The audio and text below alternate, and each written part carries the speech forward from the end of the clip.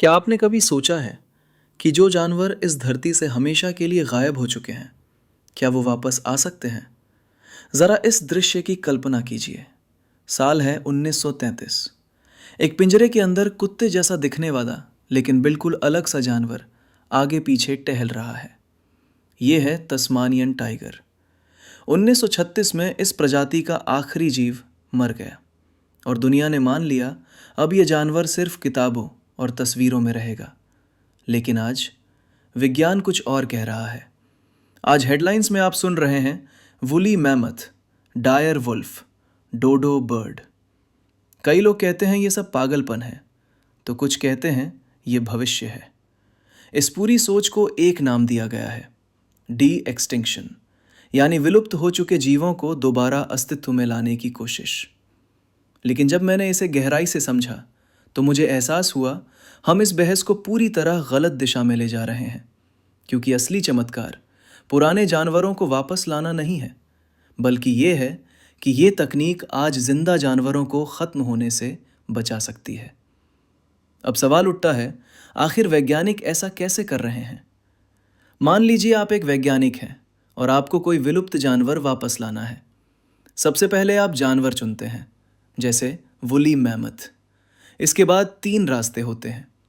पहला तरीका, पास के जिंदा रिश्तेदारों को कई पीढ़ियों तक ब्रीड करना, ताकि वो पुराने जानवर जैसा दिखने लगे।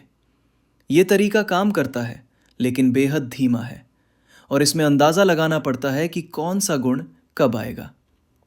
दूसरा तरीका, क्लोनिंग, जैसा फिल्मों में दिखाया जाता है।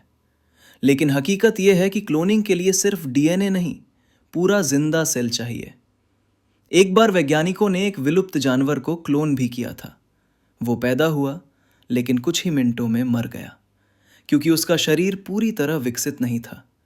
और यही सबसे बड़ी समस्या है। जानवर मरते ही उसके सेल भी जल्दी खत्म हो जाते हैं। अब आता है तीसरा और सबसे अहम तरीका, जीन एडिटिंग। इसे आसान भाषा में समझिए। डीएनए को अगर लेगो ब्लॉक मान लें, तो हर ब्लॉक एक जानकारी देता है। आंखों का आकार, शरीर का ढांचा, बालों की मोटाई। जब कोई जानवर मरता है तो उसका डीएनए टूटने लगता है। लेकिन अगर जानवर हाल ही में मरा हो या बर्फ में सुरक्षित मिला हो, तो वैज्ञानिक उसके डीएनए के टुकड़े समझ सकते हैं। फिर वे उसके किसी जिंदा रिश्तेदार के डीएनए से तुलना करते हैं और ज़रूरी हिस्सों में बदलाव करते हैं। यही कारण है कि आज जो डायर वुल्फ या मैमथ बनाने की बात हो रही है, वे बिल्कुल पुराने जैसे नहीं होंगे। वे होंगे जेनेटिकली मॉडिफाइड वर्जन्स। और ये जानबूझकर किया जा रहा है, क्योंकि जितने कम बदलाव उतना सुरक्षित जानवर। लेकिन अब असली कहानी शुरू होती है। ये तकनीक पुराने जानवरों के लिए नहीं, बल्कि आज के जानवरों के लिए जीवनदान बन सकती है।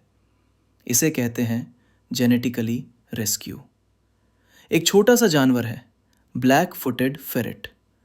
आज जिंदा हर फेरेट आपस में फर्स्ट कजिन है, मतलब पूरा स्पीशीज एक ही परिवार से। ऐसे में बीमारी या जेनेटिक डिफेक्ट पूरी प्रजाति को खत्म कर सकता है। लेकिन वैज्ञानिक 100 साल पुराने संग्रहालय के जानवरों से डीएनए लेकर आज के फेरेट्स में जेनेटिक डाइवर्सिटी वापस ला रहे हैं। एक और ज़बरदस्त उदाहरण है ऑस्ट्रेलिया का छोटा सा जानवर क्वॉल। वो एक जहरीले मेंढक को खा लेता है और तुरंत मर जाता है। वैज्ञानिकों ने पाया डीएनए का सिर्फ एक अक्षर ये तय करता है कि वो जहर से मरेगा या जिंदा रहेगा। सिर्फ एक बदलाव और पूरी प्रजाति बच सकती है। अब वापस आते हैं तस्मानियन टाइगर पर।